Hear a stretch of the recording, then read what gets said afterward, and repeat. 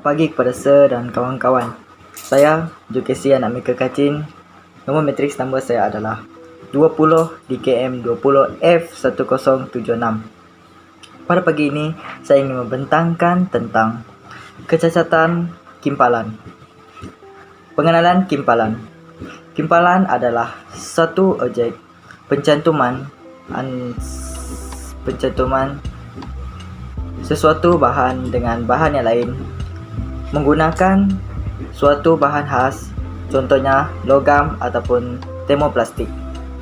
Seterusnya, proses pengimpalan ini melibatkan pencairan sesuatu jenis logam tersebut untuk menjadikan sebagai pengikat di antara suatu bahan atau bahan kerja dengan yang lain.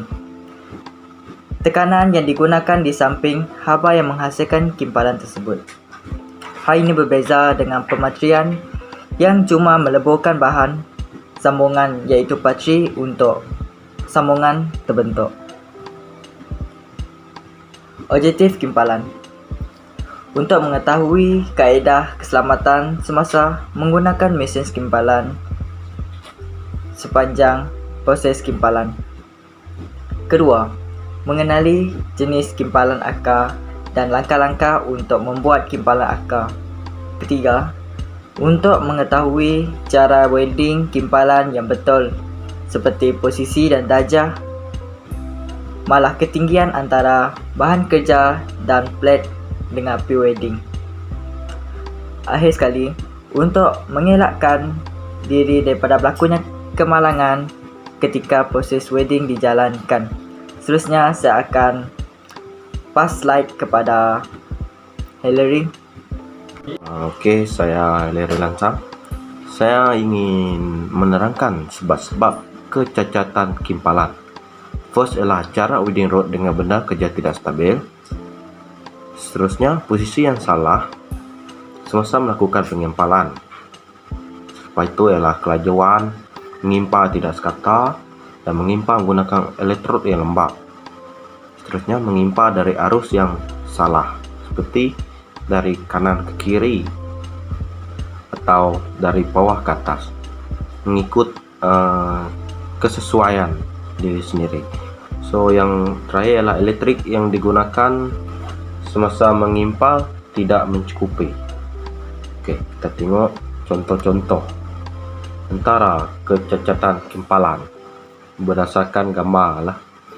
So gambar first ini kita nampak ketulan kimpalan yang tidak sekata akan menyebabkan tidak sempurna lah ketulannya. So yang kedua, gambar ini cara welding terlalu laju.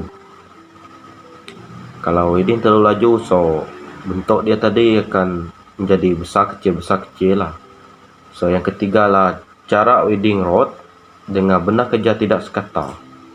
So ini akan menyebabkan ber dia akan terbentuk pada benda kerja kita nanti.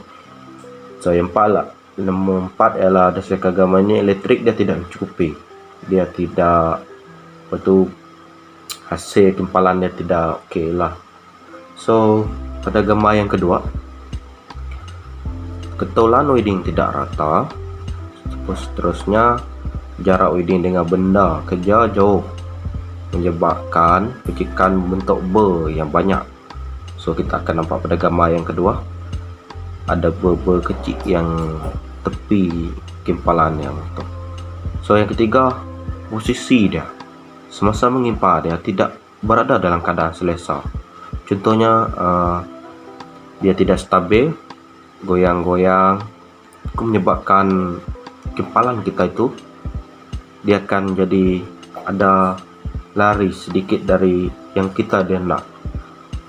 So yang keempat, pada gambar ini kelajuan semasa welding yang terlalu laju. So kita dapat lihat daripada bentuknya. Bermula dia besar, lepas tu dah akan jadi kecil bentuk kempalan. Okey, yang terakhir pada gambar ini plate digimpa dengan tidak rata. So semasa dalam proses joining dia tidak mengimpa dengan rata, akan menyebabkan benda kerja itu lari atau tidak sekata. Okey, Ini adalah cara-cara kimpalan yang betul. So, kita mestilah melakukan proses kimpalan dengan darjah yang betul. Contohnya, darjah 30 hingga 40 darjah. Yang kedua ialah menggunakan arus elektrik yang mencukupi dalam lingkungan 80 hingga 100 ohm. Yang ketiga ialah menggunakan welding rod yang kering telah disimpan dalam welding rod oven. Keempat, tempo mengimpa yang sekata agar bentuk kimpalannya baik.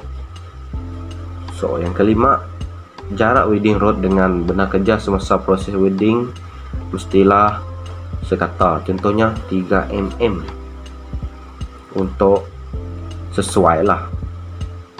So, yang terakhir lah, bersihkan benda kerja sebelum mulakan proses welding, contohnya proses membuang karat pada benda kerja tersebut. Ini akan menyebabkan nanti semasa kita welding dia akan lekat pada benda kerja. Okay, so lepas ni saya pass kepada Sean. Okay, terima kasih kepada Hillary. Saya Sean Henry dan saya akan teruskan dengan contoh-contoh. Contoh pertama ialah kedudukan mengimpa yang betul. Gambar berikut adalah contoh semasa kita melakukan kimpalan gas di dalam bengkel. Contoh kedua ialah oven. Oven tersebut ialah digunakan untuk mengeringkan welding rod. Ini kerana welding rod lembab dan oven menggunakan untuk mengeringkannya sebelum proses kimpalan gas berlaku. Contoh seterusnya ialah darjah yang sesuai ketika mengimpal. Sebenarnya adalah antara contoh kimpalan yang baik. Tolak kimpalan yang sekata, jarak yang sekata pada proses welding, tempo mengimpal yang sekata, elektrik yang mencukupi, tiada ber yang terhasil semasa mengimpal, plat digimpal dengan rata. Kesimpulannya, kimpalan dapat menyimpankan kos penghapusan besi atau logam sekiranya besi atau logam tersebut tidak dapat berfungsi dengan baik. Teknik-teknik kimpalan dapat memberikan pengalaman kepada kami dan digunakan saat bekerja nanti. Peluang pekerjaan dalam bidang kimpalan adalah sangat luas, dapat membandingkan kesalahan dan pembetulan. Dengan ini, kami merujuk kepada internet, buku nota, video kimpalan di YouTube, perbincangan secara kumpulan bersama kami membuat proses kimpalan gas.